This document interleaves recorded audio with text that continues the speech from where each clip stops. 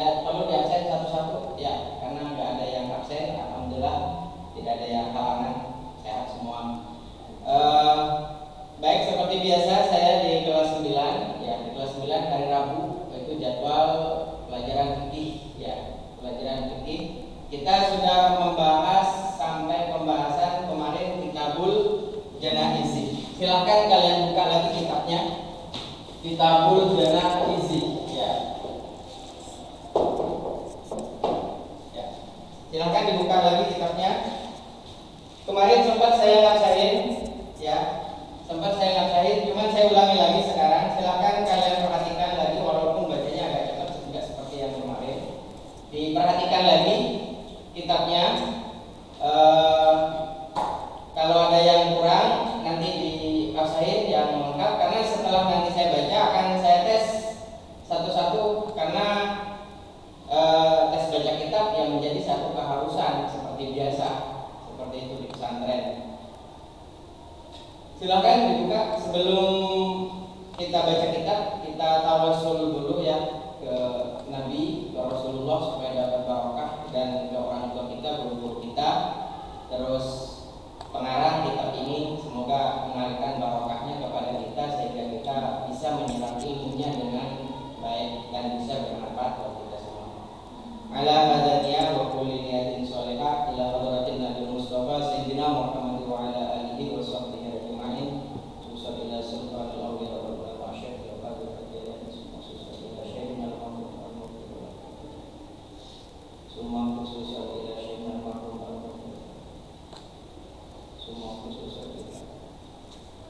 wa ila abina wa ummina wa akhina wa wajadina wa jadina wa masyayikhina. Al-Fatihah.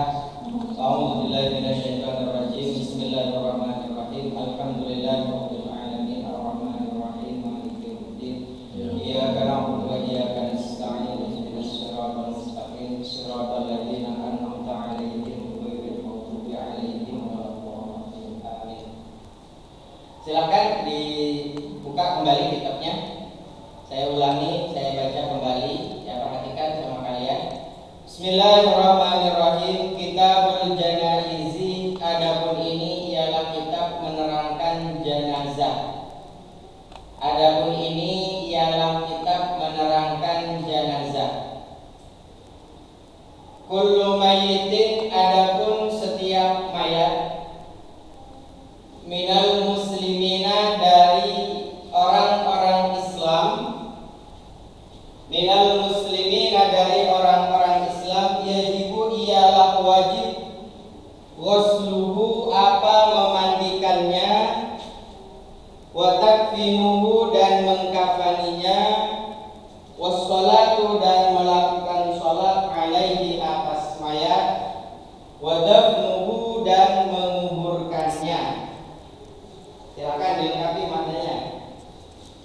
Illa syahida, kecuali orang mati syahid. Illa syahida, kecuali orang mati syahid. Fi qitalil kufari, di dalam peperangan melawan orang kafir.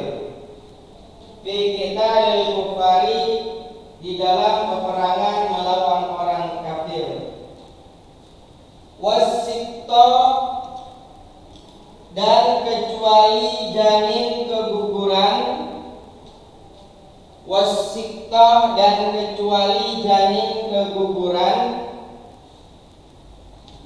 Sikto itu maknanya gugur ya, gugur, tapi yang dimaksud di situ janin, ya janin, kandungan yang gugur. Sakoto itu maknanya gugur. Jadi diartikan siktun itu janin, karena berhubungan dengan jenazah. Jenazah kalau janin gugur ya meninggal kan begitu. Itu namanya janin keguguran.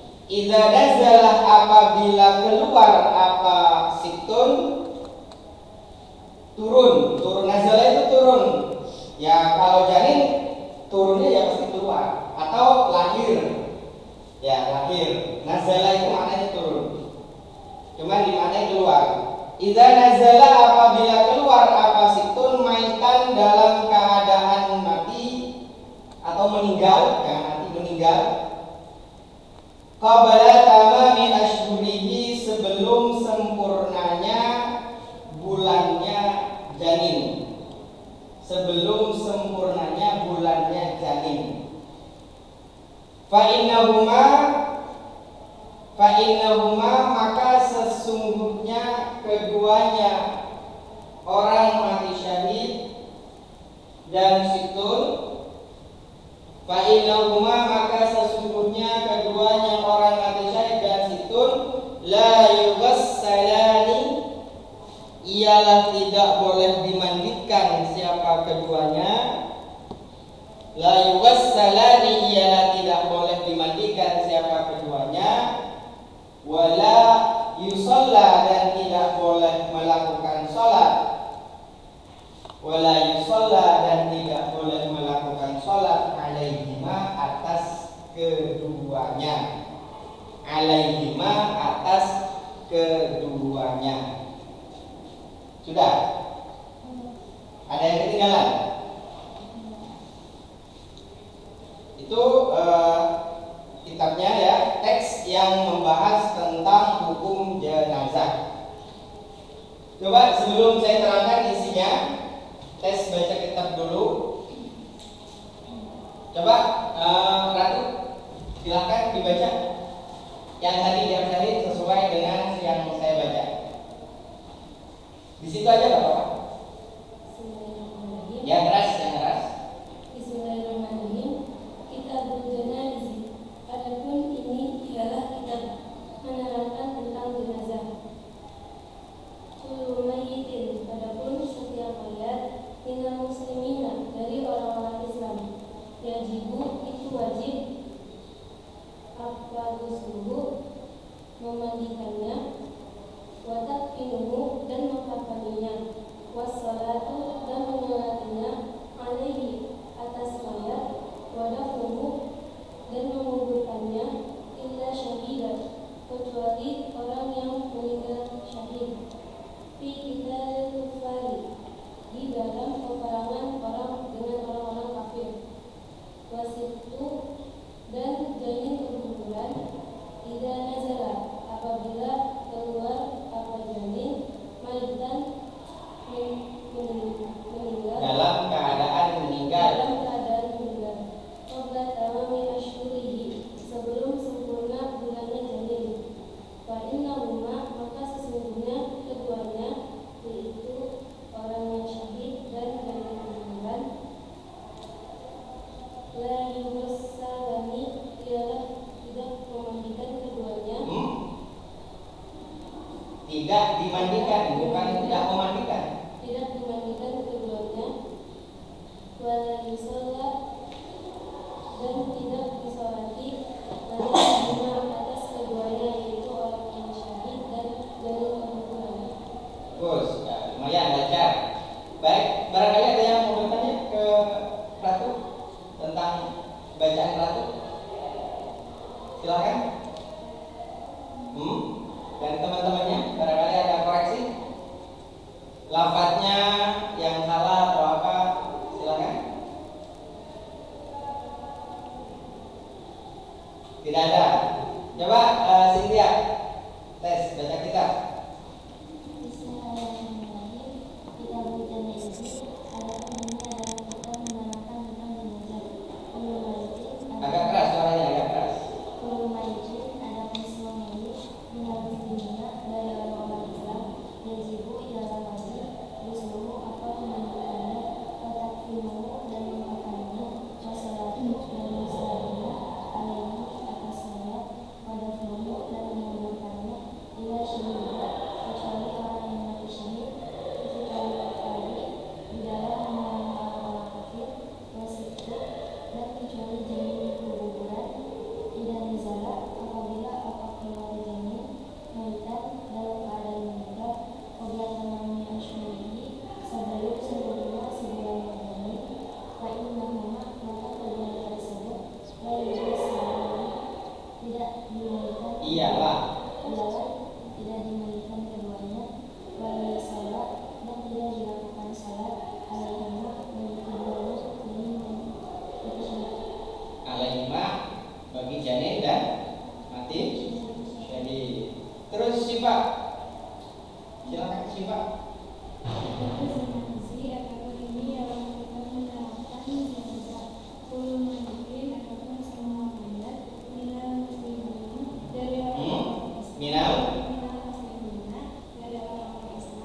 Minal muslimi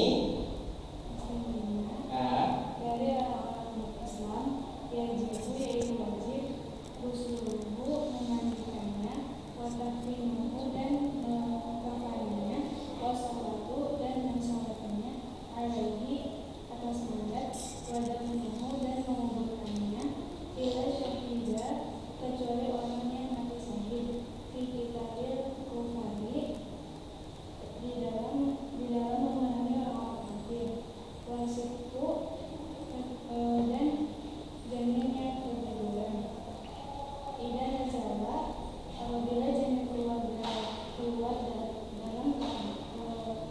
maitan dalam keadaan meninggal, qabla tamami asyhuri sebelum sempurnanya bulan Dzulhijjah. Kainahuma maka sesungguhnya keduanya layu wasalani tidak bisa dimandikan keduanya, walaupun salat dan tidak disolatkan alaihima atas keduanya. Baik, mungkin cukup. Yang lain ya mungkin pertemuan berikutnya nanti ya, mungkin dibaca, suruh baca semua. Tapi ya tes baca kitab itu menjadi keharusan. Jadi tetap walaupun yang nggak disuruh baca, tetap harus belajar ya. Makanya setiap minggunya saya nggak menunjuk supaya belajar semua, bacanya. Itu yang nggak baca sekarang mungkin bisa minggu depan dites suruh baca. Jadi jangan tidak ditentukan dari sekarang. Kalau ditentukan dari sekarang minggu depan kebagian baca Cynthia, yang lain nggak akan belajar. Biasanya seperti itu. Karena Cynthia aja yang harus belajar. Alhamdulillah sampai sekarang secara baca teksnya karena sudah diabsen sudah lancar. Cuman nggak tahu kalau digali secara sorofnya. Ya, coba saya tes sorof dan nahunya. Yajibu itu fi'il apa isim? Fi'il apa? Mudhari. Kenapa disebut fi'il mudhari? Karena ada huruf mudhari. Ada Huruf mudhari. apa huruf mudhari? Ya. Hukum fi'il mudhari apa? Doma rofa. Rofa apabila tidak ada amil nasab dan amil jazm. Maka tanda rofanya apa? Doma. Kenapa pakai doma? Tanda i'rab rofa ada berapa? Ada 4. Doma, alif, nun. yajibu pakai dom. Karena fi'il mudhari yang akhirnya tidak bertemu dengan wawu, iya atau nun, maka dibaca yajibu. Gak boleh dibaca yajiba, gak boleh yajib, gak boleh yajibi, gak boleh. Itu secara kaidah nahwu. Paham ya? Kalau ditanya semua ya gak sempat. Ini bukan pelajaran nahwu tapi pelajaran fikih. Oleh karena itu saya akan bahas fikihnya dari sisi fikihnya, tapi tetap nahwunya kalian harus tetap ingat karena tes baca kitab itu yang dipakai alatnya adalah nahwu sorof ya. Nahwu sorof itu alat yang harus mutlak kalian harus pahami. Baik, sekarang saya akan masuk ke materi tentang jenazah ya. Penting kalian ketahui hukum merawat jenazah ya. Penting kalian ketahui hukum merawat jenazah karena setiap muslim diwajibkan kalau ada jenazah itu dirawat ya. Bukan dirawat dalam artian disimpan di rumah, bukan. Ada hukum-hukum tertentu ya. Apa aja tadi sudah dibaca secara teks. Silakan kalian tulis perkara-perkara yang wajib terhadap jenazah. Ditulis ke bukunya sebagai catatan.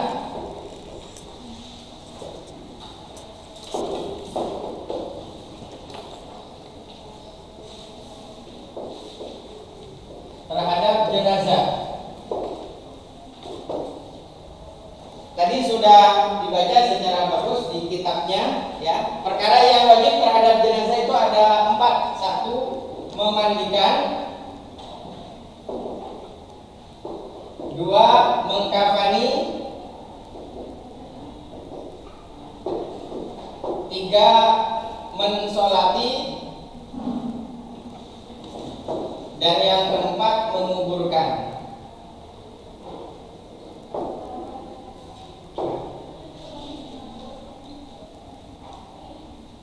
Yang keempat menguburkan. Silakan sebagai catatan pemahaman dari isi dari teks yang tadi dibaca.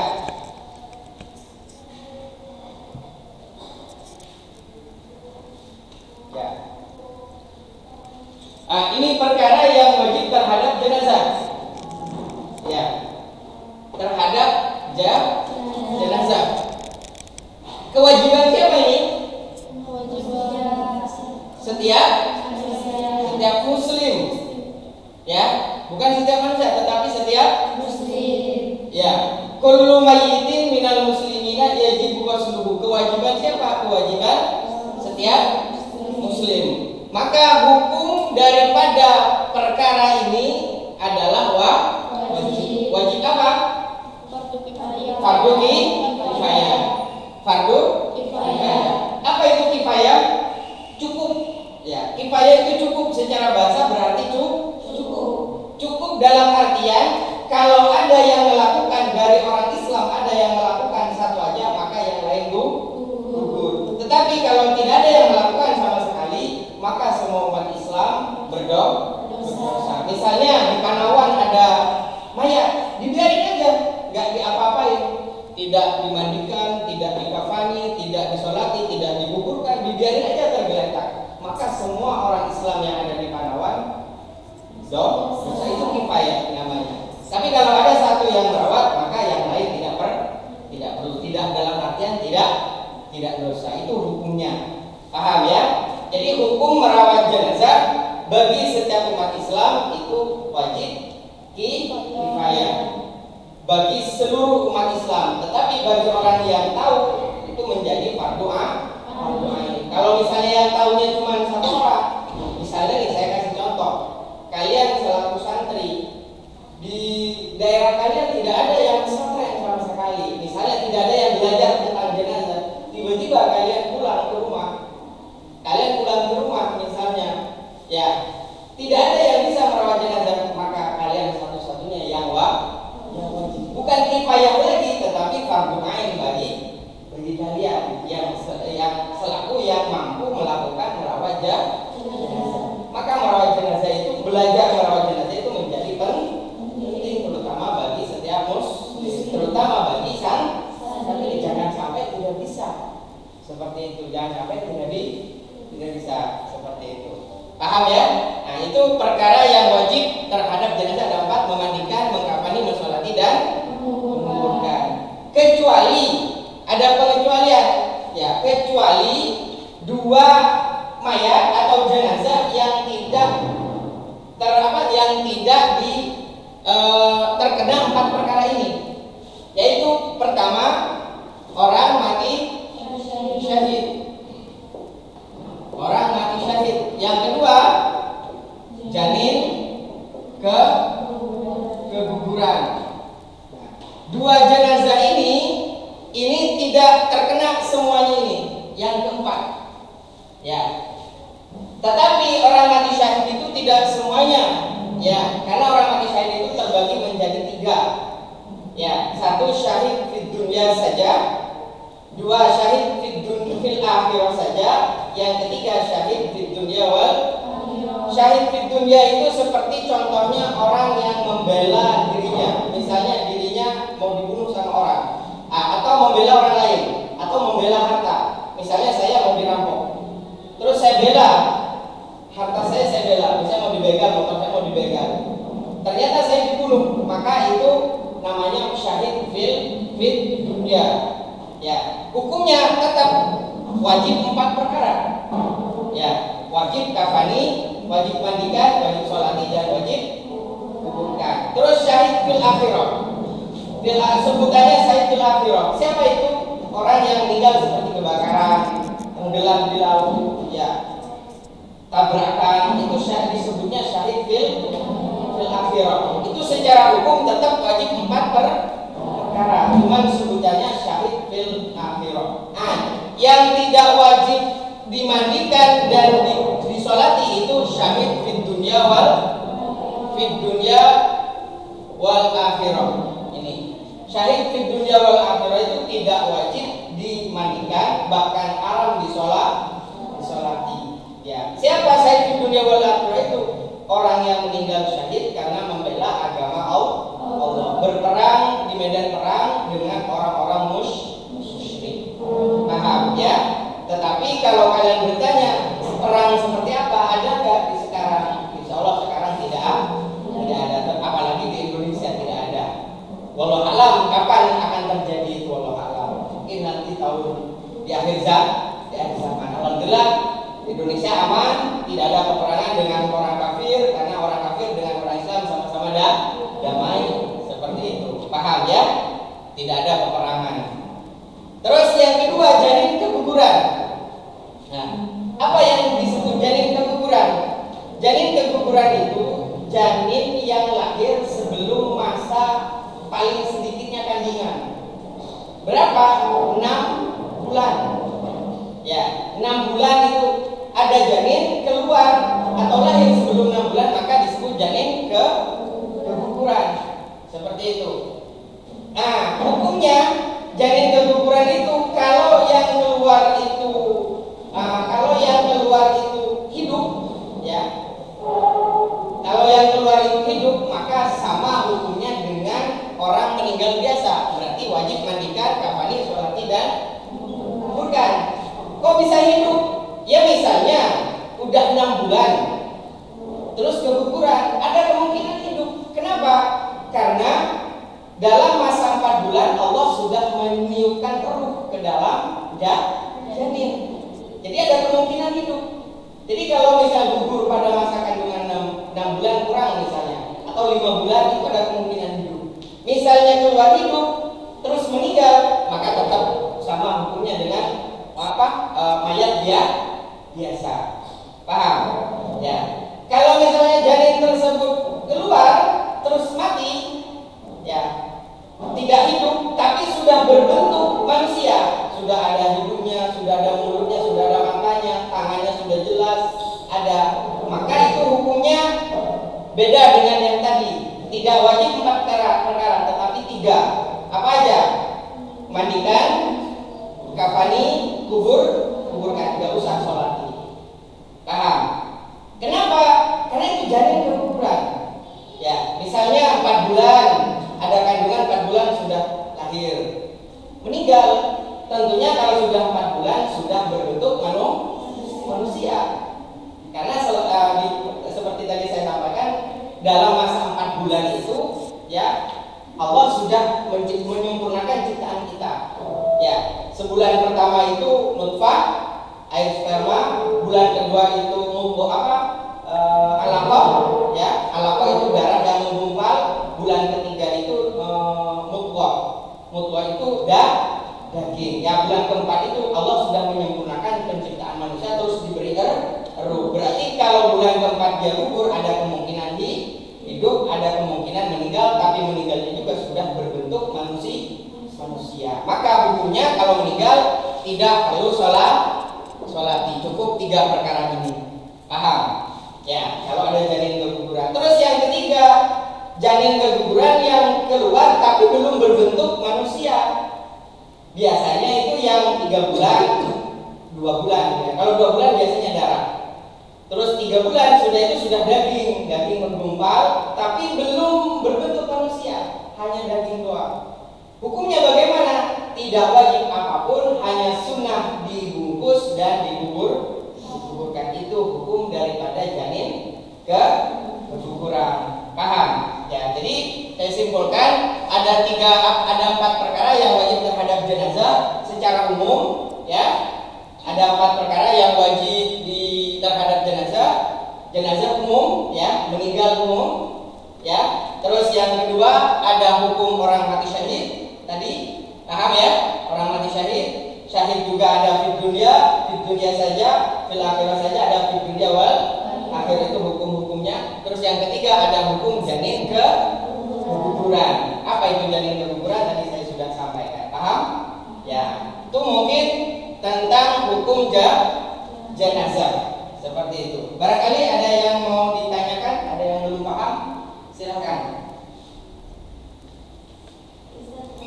Kenapa orang mati syahid di dunia akhirat tidak boleh dimandikan dan disolatkan? Kenapa orang mati syahid di dunia wal akhirat tidak boleh dimandikan dan disolatkan? Kenapa tidak boleh dimandikan? Karena biar darah yang ada di tubuhnya, bekas-bekas peperangannya, ya, itu menjadi saksi bahwa dia mati syahid. Bahkan ada keterangan boleh dikuburkan dengan senjatanya, misalnya dengan pedangnya, dengan anak panahnya, dengan tombaknya. Kalau orang sekarang perang pakai apa? Pakai tank kan? Tahu mobil tank, dia pasukan atau tentara, dia spesialis megang kendaraan tank. Kalau dia meninggal di dalamnya boleh dikuburkan dengan tank-tanknya seperti itu. Boleh, tidak apa-apa. Supaya apa? Senjatanya itu menjadi saksi bahwa dia syahid. Itu alasannya. Terus yang kedua, kenapa nggak boleh disolati? Ya, karena dia sudah mendapat jaminan surga dari Allah. Ya. Ulaika, ayat itu ulaika ma'al ladzina an'amallahu 'alaihim minan nabiyina was-siddiqina wasyuhada'i was-sholihin. Jadi orang yang sudah mendapat jaminan an'amallahu, yang sudah diberi nikmat oleh Allah, pasti diberi nikmat. Itu salah satunya minas syuhada, ya, minas syuhada tadi.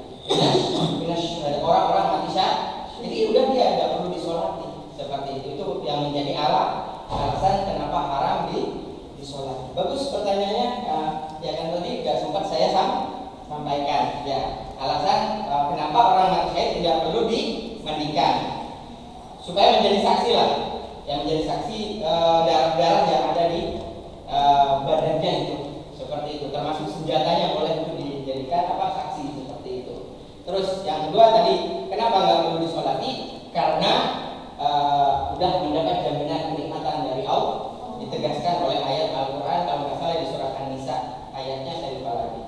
Ulaika ma'al ladzina an'amallahu 'alaihim minan nabiyina was-siddiqina wasyuhada'i was-sholihin. Itu ayatnya tentang orang mati syahid itu sudah pasti mendapat nikmat. Sebab insyaallah kalau kita istiqomah akan meninggal secara syahid. Amin. Karena kita pasti akan meninggal semua. Ya, mungkin kita sekarang lagi belajar jenazah ini jadi ingat bahwa kita itu adalah calon-calon mayat. Ya, udah ada yang pesan batu nisan? Ya, itu mungkin. Silakan ada yang lain yang belum paham. Silakan. Oh ya, udah paham semua?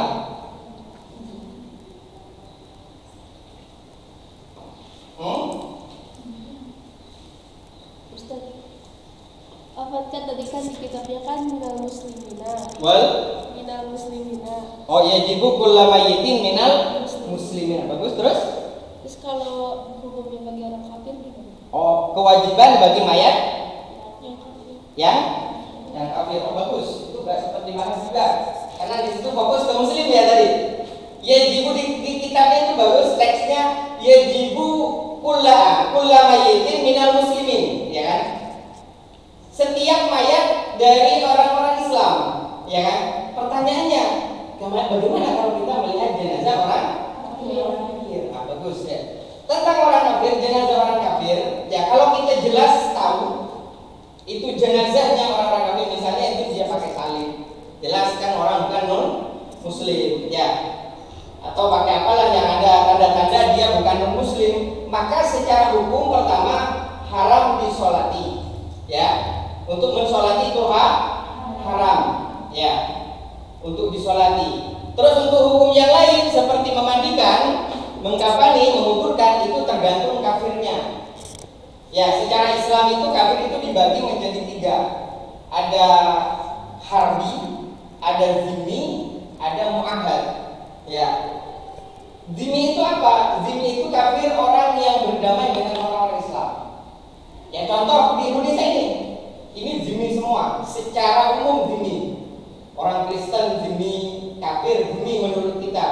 Hindu, Buddha itu zimmi, orang yang berdamai dengan kita. Ya, maka hukumnya tadi kalau sholat udah jelas ya, pasti haram. Apapun namanya jangan disolati. Wala tusolli ala ahadin minkum mata abada, itu ayatnya. Jangan kamu sekali-kali mensolati orang di antara kalian yang mati selamanya. Maksudnya mati itu adalah kafir, dalam keadaan kafir. Itu jelas ya, seperti itu. Terus untuk menguburkan, kalau zimmi itu wajib dimandikan, wajib dikafani dan dikuburkan. Kok dimandikan Ustaz gimana? Ya barangkali kotor. Masa mayat kotor-kotor dimandikan? Apalagi dia meninggalnya misalnya kecebur ke comberan misalnya. Iya kan? Ada orang kafir mati kecebur ke comberan, kotor semua badannya. Masa enggak dimandikan? Bersihin. Habis dibersihin, mandikan. Habis dibersihin, kafan, terus kuburkan. Kuburannya di mana Ustaz? Kalau kuburannya ada khusus untuk orang Kristen, ya dikuburin orang Kristen. Seperti itu. Kalau nggak ada khusus, ya apa digabung dengan kuburan kita, nggak masalah. Seperti itu. Paham? Ya, termasuk kafir mu'ahad juga. Seperti itu. Ya, termasuk kafir mu'ahad juga, orang kafir yang mengadakan perjanjian dengan orang-orang itu secara hukum. Ya, secara hukum. Nah, sekarang kalau orang kafir harbi. Orang harbi itu apa? Orang kafir yang selalu memusuhi Islam, pengen menghancurkan Islam. Ya, siapa itu yang nggak tahu? Oknum biasanya. Ya, oknum. Dia benci sama Islam, pengen menghancurkan Islam, pengen membunuh orang Islam misalnya, terus meninggal. Maka secara hukum kita tidak wajib melakukan apapun. Bahkan boleh kita biarkan. Kalau misalnya mengganggu, kita buang ke tempat yang jauh dari manusia, itu secara hukum. Ya, tetapi kalau kita melihatnya, masa sih kita tega, kan begitu. Tapi tidak wajib. Dalam artian tidak wajib itu bisa sunnah, bisa boleh secara hukum, ya kan? Bisa sunnah, bisa boleh. Nah, kita ngambil yang boleh aja. Misalnya di desa kita ada orang Kristen, dia selalu menghujat orang Islam, tiap hari menghujat Islam. Satu-satunya orang Kristen bisa di kampung kita selalu benci sama Islam. Pokoknya apa yang dilakukan orang Islam tidak suka. Kalau ada kesempatan pengen membunuh orang Islam, tiba-tiba dia meninggal. Nah, maka tergantung kita. Nah, maka secara hukum boleh diapain? Boleh kita kafani, boleh kita kuburkan. Andai kata kita buang juga boleh. Seperti itu. Buang kemana? Ya ke jurang, itu boleh. Paham? Ya. Termasuk juga orang murtad. Orang murtad. Ya. Alhamdulillah bisa sih dia keluar dari Islam misalnya. Alhamdulillah jangan. Ya.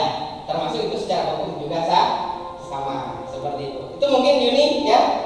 Dari pertanyaan Yuni tadi, jadi itu pembahasan orang jenazah, orang kafir. Nah, terus satu lagi, gimana kita bisa untuk mengetahui jenazah itu kafir apa tidak kalau tidak ada tanda-tanda di badannya? Lihat lokasinya, lokasi meninggalnya. Kalau lokasi meninggalnya itu di daerah Muslim, maka bisa kita asumsikan jenazah itu adalah jenazah kalau misalnya tidak ada tanda-tanda. Paham ya? Tapi kalau ada di daerah kafir, berarti dia mungkin orang kafir. Misalnya bukan ini, misalnya di Papua, misalkan kebanyakan dia orang kafir di sana kan begitu. Terus ada jenazah, tidak ada tanda-tanda apapun yang bisa menunjukkan bahwa dia itu kafir atau Muslim, maka bisa dianggap itu jenazah kafir. Seperti itu untuk mengetahui seperti itu. Paham ya? Ini seperti itu untuk pembahasan daripada untuk orang kafir. Mungkin itu yang bisa saya sampaikan untuk pertemuan kali ini. Ada yang mau ditanyakan lagi? Cukup? Sudah cukup ya. Selanjutnya nanti kita akan membahas teknis memandikan. Itu yang terpenting. Kalau masalah hukum ya sekedar tahu aja. Kalau sekedar tahu wajib apa enggak, kita udah tahu kalau itu wajib. Nah, bagaimana kita melaksanakan kewajiban itu yang terpenting. Artinya apa? Kalian harus tahu bagaimana memandikan jenazah, bagaimana cara mengkafani yang benar, bagaimana mensolati terus menguburkan, itu yang terpenting. Kita tahu hukumnya tapi nggak tahu pelaksananya, percuma. Seperti itu. Mungkin itu yang bisa saya sampaikan untuk materi kali ini. Terima kasih atas bahwa hukum syariat itu adalah kewajiban kita semua, termasuk jenazah ini. Bukan cuma sholat aja, bukan kita jangan merugikan diri sendiri kita. Jadi dari jenazah ini banyak hikmah yang bisa kalian ambil. Pertama adalah bahwa kita itu makhluk sosial, ya, makhluk sosial. Kalau kita sudah meninggal pasti berhubungan dengan orang lain. Maka kita dari adanya jenazah ini mempelajari sosial kita. Jadi kita kalau ada orang yang meninggal jangan sampai diem kita harus juga minimal takziah, minimal kesana. Walaupun kita nggak ikut memandikan karena ada orang yang memandikan. Karena apa? Suatu saat juga kita akan meninggal. Kalau tidak ada orang yang datang pada saat kita meninggal, masa kita pakai kapan sendiri, mandi sendiri, jalan ke kuburan tidak mungkin. Nah itu.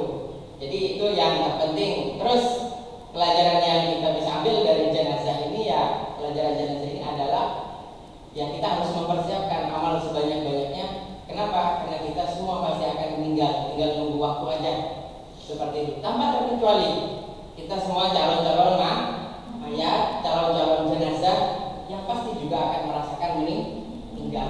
Maka kita mulai sekarang harus mempersiapkan apa yang akan dibawa pada saat meninggal. Seperti itu ya, tentunya amal kebaikan. Karena tidak ada yang paling bermanfaat setelah kita meninggal itu selain amal kebaikan. Harta tidak manfaat, anak tidak manfaat, teman tidak manfaat, guru tidak ada manfaatnya kecuali amal ibadah kita. Itu yang bisa saya sampaikan tentang jenazah. Selanjutnya nanti kita akan membahas tentang teknis memandikan, terus mengkafani, mensolati dan juga menguburkan. Itu aja mungkin yang bisa saya sampaikan.